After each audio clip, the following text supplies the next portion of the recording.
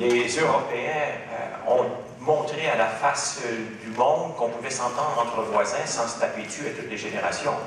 Alors, la communauté économique européenne a été un immense succès au plan géopolitique, d'éviter les guerres qui se succédaient constamment.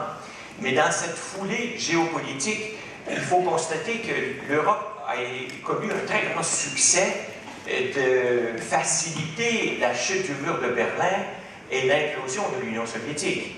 Que serait-il arrivé après 1989 s'il n'y avait pas eu une Europe hospitalière capable d'intégrer? Ce que je constate cependant, c'est que cette intégration, en amenant un élargissement de l'Europe pour en faciliter la transition nécessaire au plan géopolitique, a créé des problèmes. En élargissant trop, on n'a pas réussi à approfondir autant qu'on aurait dû. Autre apport qui est important pour moi, comme Canadien, c'est, parce que là j'ai parlé du géopolitique, au macroéconomique. L'Europe a donné un pôle, un modèle de capitalisme plus social, un modèle de capitalisme plus humain, un modèle de capitalisme où l'environnement a sa place, qui a été très utile pour nous, Canadiens, par rapport au pôle américain que nous avons comme voisin. Je crois que l'identité canadienne a été favorisée du fait qu'à mon avis, excusez mon arrogance, mais je crois que le Canada a peut-être pris le meilleur des deux. La grande confiance de l'Amérique du Nord, mais l'élément conscience de l'Europe. Et ce qui fait qu'on est un pays pas mal équilibré. Et ce pôle, on en a besoin dans le monde encore aujourd'hui.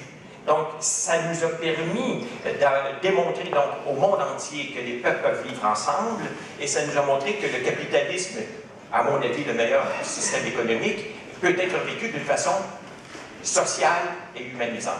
Pierre, pour le Canada, pour l'unité canadienne, est-ce que le modèle européen, est-ce que l'Union européenne a une utilité? Parce que vous avez eu des débats très puissants, violents, sur votre propre unité.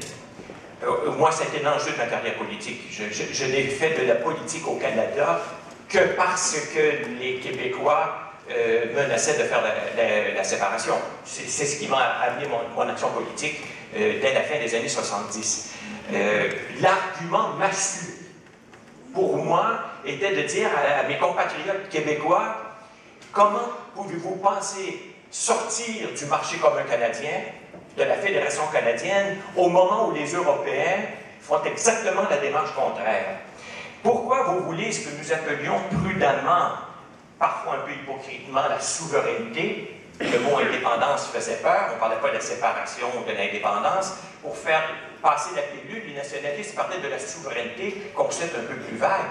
Mais je disais, au moment où les Européens acceptent de transférer une part de leur souveraineté à Bruxelles, pourquoi ne comprenons-nous pas combien il est nécessaire de partager notre souveraineté avec nos voisins?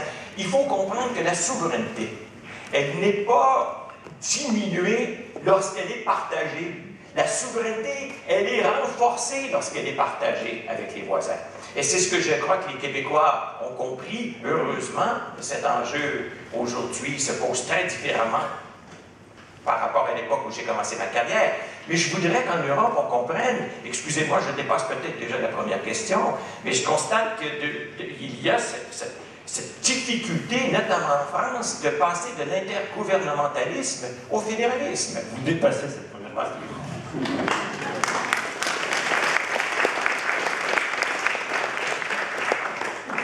Je vais donner la parole à la femme qui est présente, parce qu'elle compte pour parité. Elle nous vient